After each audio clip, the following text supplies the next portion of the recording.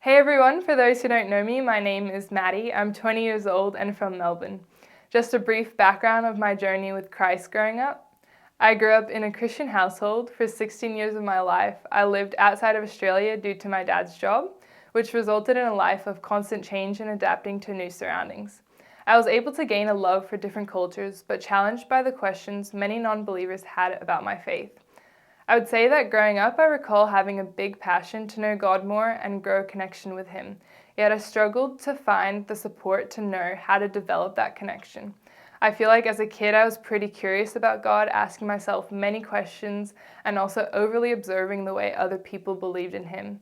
I remember writing in journals and notes on my phone about potential sermons I could teach one day to kids who were struggling with questions that I once had. This made me even more keen to learn and grow to find answers to those questions. Just like any person here today, I have faced sin and challenges throughout my life and would not have been able to get through those moments without the grace of God. Even during the low experiences in my life where I didn't understand the significance of a relationship with God, I would turn to Him and pray for guidance, not knowing fully what I was doing, but purely with the hope and faith that there was something great in who He is.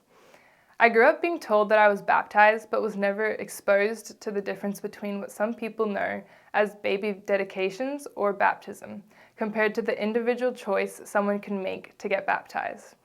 I came to the decision about a year ago, but constantly attempted to wait for the perfect moment where I felt ready. I can tell you now, there is no perfect moment.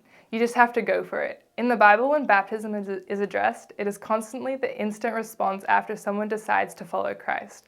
When I made that decision to follow Christ, I wasn't aware of that, but I'm here today proclaiming as clearly as possible that I believe in our great God, that He sent His Son to die for our sins. So with that, I have decided to follow Him and declare my journey with Him through a water baptism.